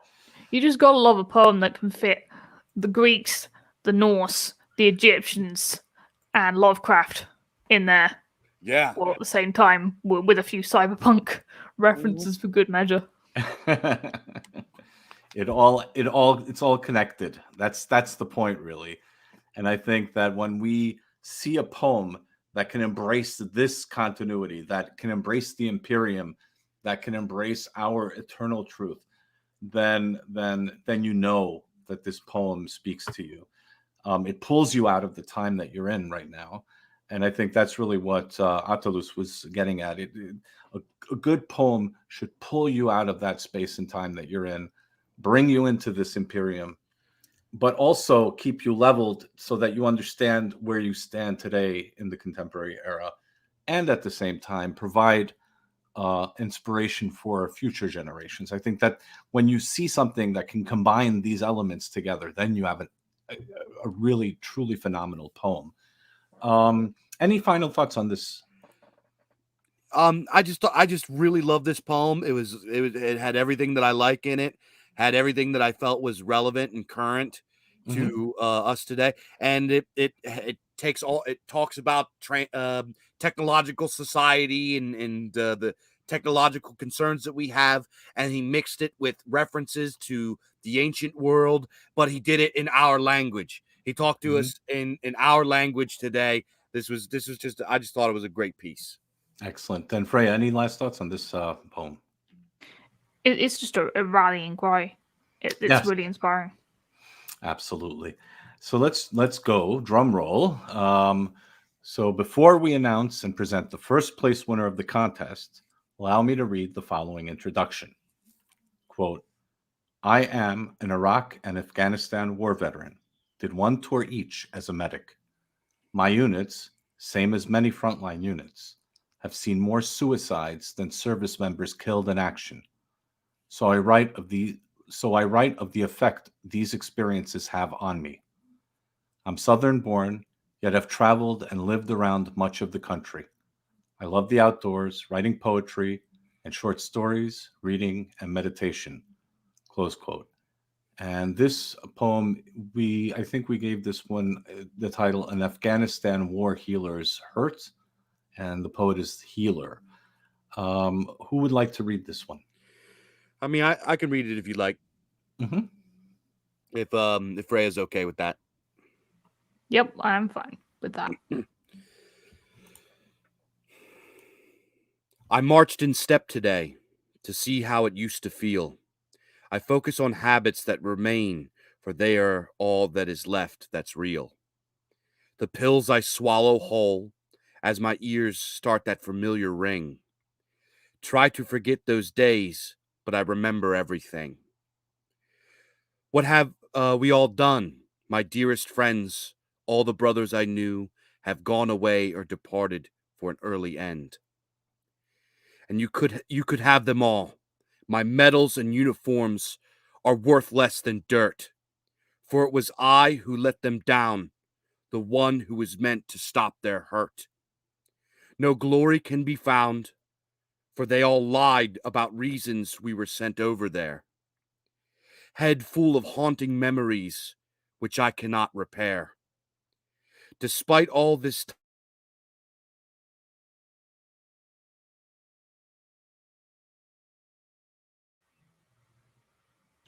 Dave, you there? Hello? I think we have a minor technical glitch. Let me just check. I could take up reading it if Dave is unable to. Yeah, I don't know what. That was right in the middle of it. Yes, please do. All right.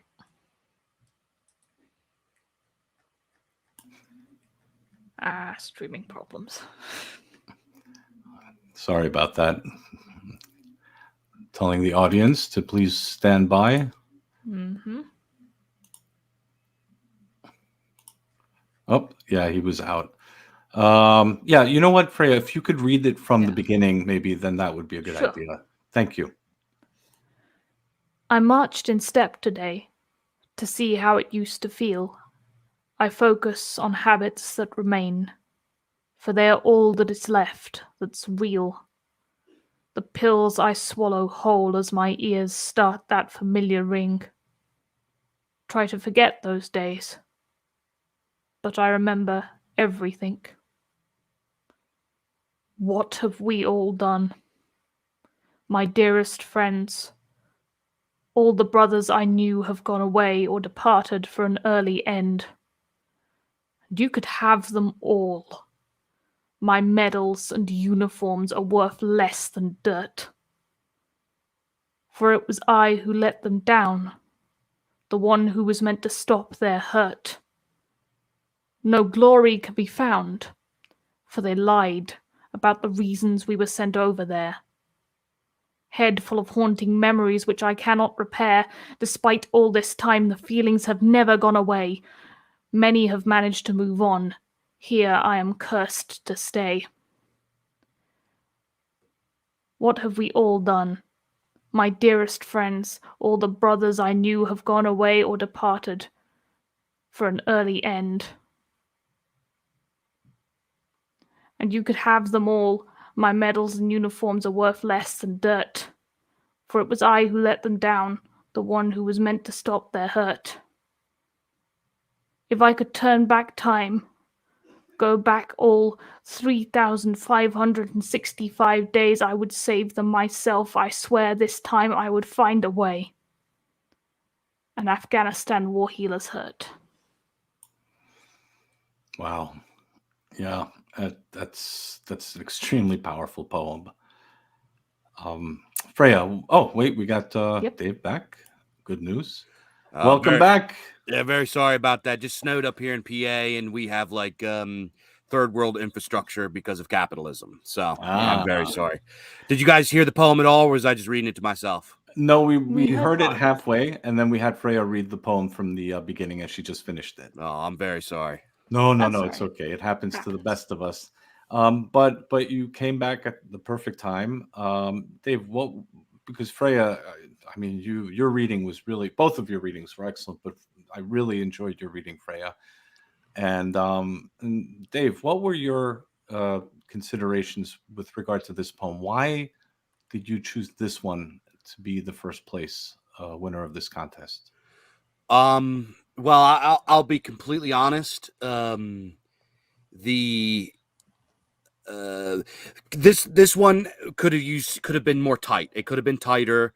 There was some, there's some kind of syllables that are all over the place. It needed tightened up. It's a little bit of a messy poem. But that being said, this is a poem written by a real life warrior that really felt real pain from real war, and he put it into text, and it ripped my heart out. That the verse that he repeats it twice. He says you could have all my medals and uniforms; they're all worth less than dirt. For it was I who let them down, the one who was meant to stop their hurt. That ripped the heart out of my chest more than any of the other poems. And it's just like that. He could have just like sent that, and now it'd have been like, but these are words from a guy that was a real warrior that really went overseas. And he mentioned about how he felt like he was lied to by the machine sent over there. He saw his friends die, and he's like popping pills and like all this kind of, and it just ripped my heart out. And I was like, this is the winner. Yeah. And this is a serious problem that many of our brothers face in the West, especially in countries that have been where they sent their sons to wars that had absolutely no meaning for us, no significance, no strategic value, if you will, no glory. It was like they treated our soldiers, our warriors, as mercenaries, and they went in as warriors. They came back many times totally confused. And it's not because they're not warriors. It's because they went and fought for something that had no meaning, and they just had to come to realize that battle had no meaning for them. And these struggles linger on. They linger on for years and years after they come back from these various theaters of operations. So yeah, this poem to me was extremely powerful because it indicates how much we have to embrace these brothers who come back and come to this realization. We can be cynical and we can say, well, if you join the army today, then you're fighting a mercenary war and so on and so forth. But there are a lot of very good people out there, I think, who are warriors at heart, who want to fight for their countries, who have the best intentions. Yeah. They believe in the honor. They believe in the traditions. and they join these armies. They join their national armies for this purpose. This is why they go. And then they're being used and abused, and they're being taken advantage of by this parasitic elite that has various nefarious goals in mind that have nothing to do with the personal or the collective glory of their nation. And it's a very tragic situation. So, my heart goes out to all the veterans, especially those that come back broken like this, because they should know that they're not alone. We're all here together. That's the message we have to give them as artists, that we embrace them, we understand, and we know that we all make mistakes. And that's another point, really. We all make bad judgments from time to time, and we come back realizing that the decisions we made might not have been the best ones. And so we can't be overly critical of these things. But the most important part, of course, is understanding. People have to understand that in order to cleanse yourself, for your own sake, there has to be a redemptive arc. You have to come through that fire to cleanse yourself. So I don't want to go on, but Freya, what are your thoughts on this? I mean, on the poem. Yeah. That one is difficult to read and to read out, because it is just the pain is tangible. Right. It really is. It's real. It's real. And this came first because, like Dave said, that is the words of an actual warrior. Exactly. And for all that it doesn't have much in the way of the technical about it, it makes you feel something. Yep. It makes you feel the emotions of someone who was drafted into a futile war. Mm-hmm. And it should be something for nationalists all over the world. A reminder of what we're fighting to stop. An order which has actively wrecked many people's lives by using the energies and talents of our nations towards its goals. Exactly. And that is why this came first. Well deserved. I really don't even know what more I can say, so maybe I'll just jump into a question. Do poets and artists have a leadership role in our movement? Dave, what are your thoughts on that? Absolutely.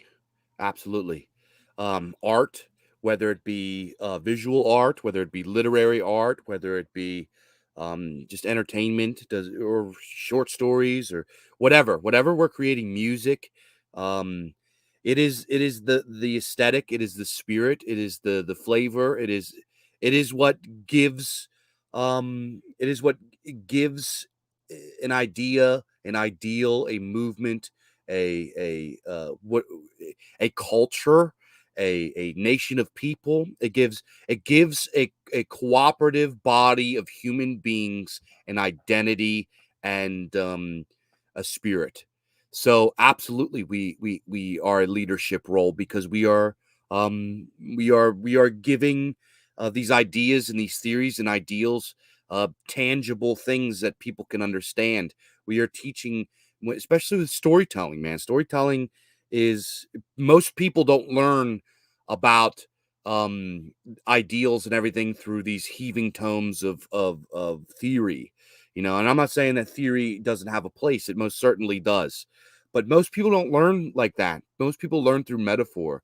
Most people learn through stories. Most people learn through music. They learn through art. Art is a tremendous vessel for teaching and carrying and conveying power and knowledge and all of these kinds of things. I've been inspired to do pretty much everything in my life through story and music and art. Mm-hmm. That's just the theory and the more kind of big brain kind of stuff came later. Right.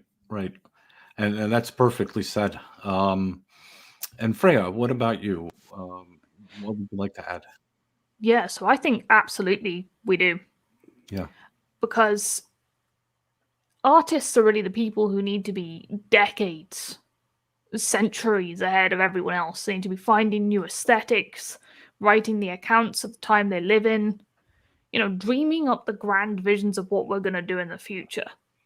I mean, along with philosophers and theorists, those two I think should work quite closely. And so the one day when it is possible, somebody might actually read that poem about a glorious, prosperous land and make that happen. And artists have to make sure that generations to come can read about everything we've done, our triumphs and our mistakes. Because when we think about how we know about ancient civilizations, how do we know about them? We know about them from their art, their design, the buildings, poetry, pottery, jewelry, and the preservation of that knowledge. Right. And at the moment, what this civilization is leading for its descendants to find. Well, that's ugly. where we come in. That's where we come in. If art is the memory of a civilization, our art scene needs to create some good memories. Yeah. In our civilization, needs to create some good, positive myths so that our descendants actually have things to stumble across and go, that's cool. My ancestors made that. Yeah. Right. And I'm confident, by the way, that all the work that Bart is doing, all the work that you're doing, Dave, at the Biz Archives, all the work that the White Art Collective is doing, and so many other artists and writers and poets throughout our various circles, I think that if we go maybe 100 years from now and they look back, they will be able to say that there were a group of artists who stood up and said, no, we do not accept this culture or whatever is mimicking culture today. And I think that what will stand the test of time might not be everything that we create in our communities, but I'm confident that there are going to be masterpieces among our people, among our spheres. And those are the things that our descendants will look on. And they're going to look back and they're going to recite those poems. They're going to sing those songs. They're going to present those paintings in their museums. That's my hope, at least. So any final thoughts, Freya or Dave, on the general theme of Warrior Poet and also on the contest itself? Freya, let's start with you. No, I just think the warrior poet archetype, I mean, I don't think it's the only type of poetry there is out there that counts, but it's a very important type of poetry. And we've really lost touch with it and that whole spirit in the modern age. And it was just really heartening to see the results of this contest and that so many people seem to still have a sense of that glorious battle poetry, which I know in the Anglo-Saxon and Norse tradition has really been our thing. And, that we can not quite do works like the Iliad and the epics, but that we can produce sincere, heroic verse. That people have that spirit. It's been really great to see. Absolutely. And I can speak from the Hungarian tradition, where our greatest poets throughout Hungarian history have reached into the ancient legacy of the Hungarians and brought it back into the current age in which they were living. They touched upon that eternal truth. They embraced that eternal truth, and they not only and this has always been this question of understanding identity, who we are. The Hungarians have a very strong warrior ethos of who they are, and in that case, also the question is, and this applies, I believe, to every culture of European descent, or every European culture, if you will, where if you as an artist embrace the entirety of the sacrifice, the glory, the failures, the defeats, the victories of your people, and you carry that on your shoulders, then you will understand. That's when you tap into this Imperium. That's when you understand something greater than yourself, something that is more important than your ego or your personal ambition. And so, that can be expressed in many different ways. That can be expressed in a religious way. That can be expressed through pagan traditions, through Christian traditions, through all of these different metaphors. It can be expressed through a personal experience, like this great poem that we had with this emotional sense of responsibility. It could be expressed by challenging the prevailing parasitic authority and putting them to task and doing it confidently and saying, no, this is all ours. This belongs to us. It does not belong to you. And we're taking it back. And I think that this is exactly the kind of message that we're looking for. Are my poems going to be read 100 years from now? I have no idea. That's not why I'm doing it.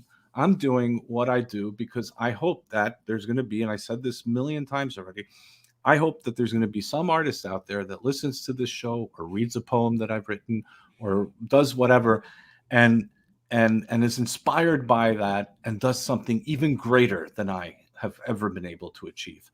And so if that one person's there that does that, then I know that I fulfilled my purpose. So Dave, do you have any final thoughts? I got a lot of final thoughts, but I'll try to keep it succinct here. I had a lot of fun doing this, and shout out to Bard and Freya and Illuminatus and all the folks over there at Bard and all my buddies in Bizarchives and all the people that I get to mix it in with. And I found something very special since I've focused more on art is I've had the pleasure now to kind of work more closely with my European brothers and sisters, and because this is a stream of something that that kind of transcends our this, not to sound cringe, right, but it transcends our borders and it goes into something that is far more precious than these kind of lines that we've drawn over the century, and that is our shared heritage and our bloodlines and us as a folk worldwide. And this is something that we all share, and it's something that's very precious and it's a treasure. And I've gotten the opportunity to work with Swedes and Nords and people from Finland, and I get people reach out to me from these different places like Hungary and Italy and all these, and I get to hear from them and talk to them and get to know them. And because here in the United States we don't really get that, to me a foreigner is somebody from New Jersey, you know what I mean? So it's like getting to know these guys and their cultural traditions. And at this point I've kind of become like an honorary Anglo, and maybe one day I'll get to go over to your guys' island and we can go to the Chippy and then go to the ale house and get all wild. Ale house. Yeah. Yeah, and then we can go fist fight some Muslims or some Caribbeans or something. Yeah, for sure. Yeah. So it's something that's really, really special and unites all of us. And warrior poetry is, as these two just said, is something that is so crucial to our identity as Europeans. And it's something that we've lost touch with in technological, modern, liberal, humanist society. And it's something that, yes, it's sad that we have kind of forgotten how to do it, but it's also an opportunity that we get to rediscover how to do it in a way that is unique to us in this epoch. Even though this epoch might be cringe and lame and gay, it gives us the opportunity to do something that's really, truly special in this age. And it's something that I think we really need to focus on. And art as a whole, I have this theory that I have. I believe in this kind of imaginal realm. I call it the dream sea, and it's a theme that you'll see a lot in a lot of the writings that I do. The preface to Bizarchives 2 is called The Silver Key, and it's an homage to H.P. Lovecraft, but it is also my own idea, this idea of the dream sea, and I have poems about it. And I believe that there is this realm, this imaginal realm where just the meat of inspiration flows from, and it gives us the ability to dream once again. And in this bleak, gray, technological, humanist society where we worship science and we worship these kind of mechanical things, we've lost our imaginations, and we've kind of grown to believe that imagination is for children. But in actuality, imagination is where heroes were born. The first hero, he didn't go out and sail the seas and climb mountains and conquer because it was practical or it was rational. He did it because he dreamed it. We created great marvels and wondrous architectural marvels because we dreamed it. It existed in our dreams first. There's this argument of technology. What came first? Was it the dream of rockets, or was it the practicality of rockets? What came first? The rocket going into space, or the dream of going into space? And I would say that the dream of going into space is what came first. And I say this a lot. This is if we cease to dream about heroes, one day we will forget what they look like. And that will then lead into an age where no more heroes can be born. So if we want heroes to be born in our age, and we need them, we need an age of heroes to come back. If we want our kings to be reborn, we want our heroes to be reborn, first we must take the torch into our hands, and we must once again dream of them and remember what they look like and write this down and sing about them and tell stories about them. Even if they didn't exist, if they don't exist yet, because from there, heroes will be born, and an age of heroism will come once again. Absolutely. And we are the heroes. Always remember that. We're not victims, and we're definitely not the bad guys. And you know what you just wrote, what you just said, Dave, I just wrote this sentence down just now. It says, the warrior masters technology. The parasite is a slave to technology, or a slave of technology. Anyway, I'm going to work on that sentence. Freya, do you have any additional thoughts?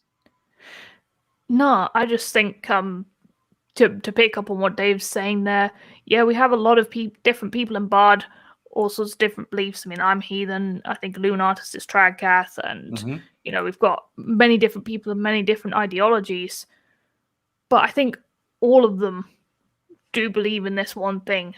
Exactly. That we need something more than sterile, cold science and materialism. Yes. We have this driving need to dream, to believe in a higher thing. Right. And I think that's what unites us. I agree fully. I think we have to reconnect ourselves to the metaphysical reality. And however we express that metaphysical reality can be very colorful. If we agreed on everything, of course, that would be pretty boring. One more thing. I just wanted to say thank you to Bard, to you, Freya, to Bard for working on this collaboration with the White Art Collective on this show, and also to you, Dave, for participating and also joining me again for this wonderful and really insightful conversation.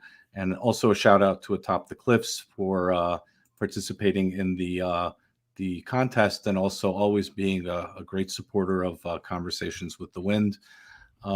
Before we end this episode, I'd like please tell the audience where they may be able to find you and your work, Freya. For sure. So, if you would like to join Bard, you can find us at t.me/British Bards Group, all those words capitalized. We also have a DLive, dlive.tv, B_A_R_D. That's all capitalized. You can find our music streams happening every Thursday at 19:45 GMT. Do tune in for those. We've got a very diverse range of music genres that we tackle on those. The next one coming up is video game soundtracks, which is going to be cool. We've got a bit of a photography comp running at the moment as well, based on the theme of cozy. That was another quote that inspired that from the Distributists video on Cozy. So that is going to be a really cool competition about all those reliable, old, comforting, timeless places and things. That's really what we're after with that. Myself, some of you might know me as Katrina. I'm one half Europa. You can find that on the Half of Europa channel on YouTube. And we've got lots of videos about folk stories, some singular readings of stories, and our streams where we get into the stories and we analyze them. So that's where you can find me and my co-host links. And Bard does have a Gab. We're trying to use that a bit more. Oh, okay. So follow us on Gab if you like. Definitely. And here's a shout out to Links as well. And I'm a huge fan of Hearth of Europa, so I can't wait till you start your new season. Hopefully, do you know when you're going to start that, or is that still in the air? So it's still in the air. We've got some things in the pipeline, and we will be letting people know as soon as possible when we're going to restart with that again. Wonderful. And Dave, where can the audience find you and your work? Well, you can follow me over on Telegram at t.me/theBogLord. You can go check out my YouTube channel, which is just called Dave Martel. We do an episode of The Bog every single Friday at 6 p.m. Eastern. If you want to check out our literary stuff, you can go to thebizarrearchives.com. Weird tales of monsters, magic, and machines reside there. If you like the works of Weird Tales magazine, H.P. Lovecraft, Robert E. Howard, all of the great sword and sorcery, cyberpunk, grimdark, all that kind of stuff, go check that out. Buy some of our books. And, shout out to Bard, shout out to everybody, shout out to Don Kent, shout out to, everybody that participated. Shout out to you guys that submitted poems, man.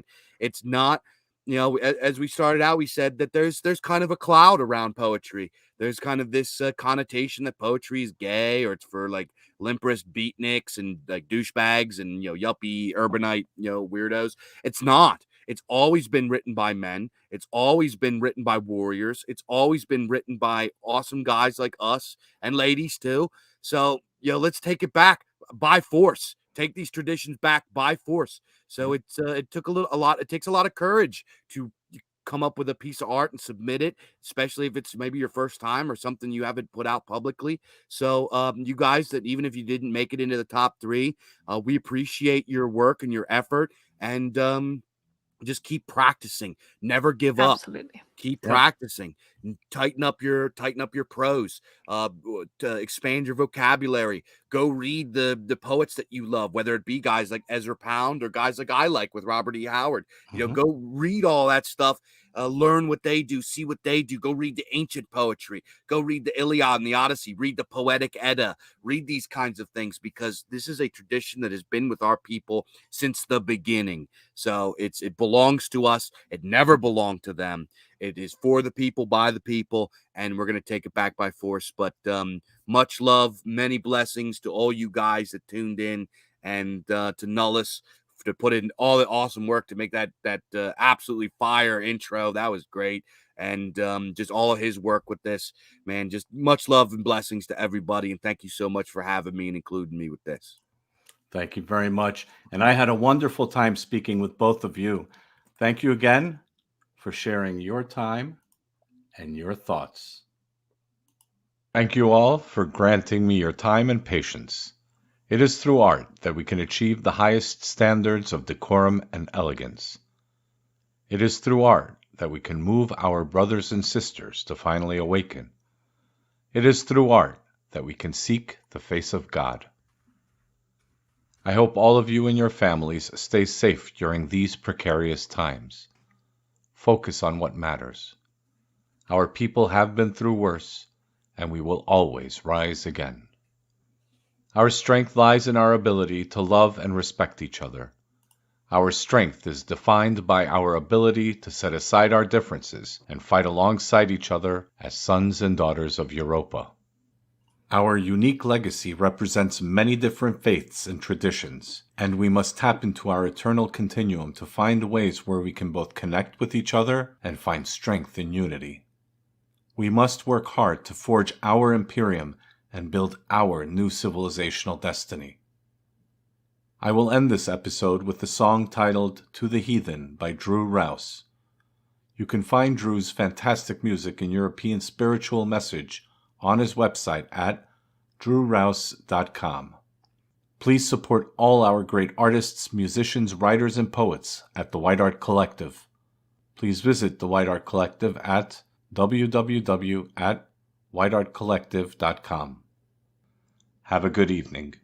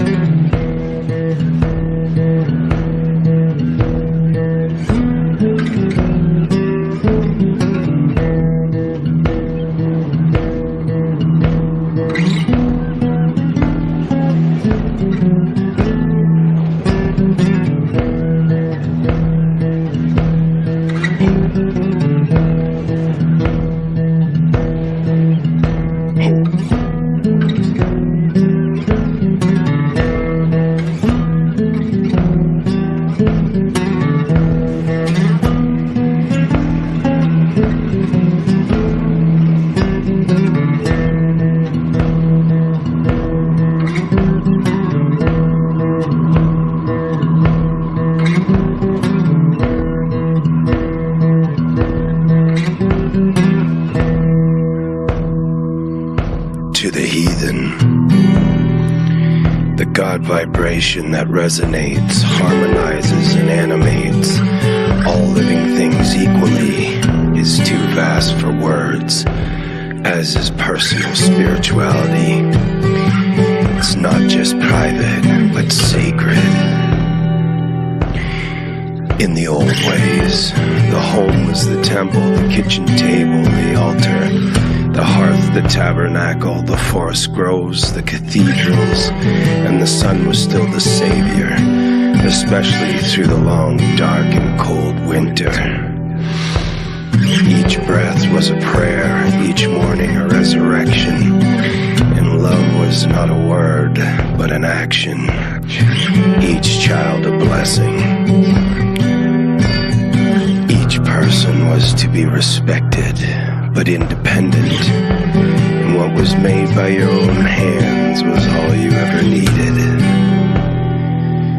Your word was your bond, and a contract didn't need to be written, just spoken. All we knew of nature is that we were just a small part of it, and that water was sacred. This is all true to this very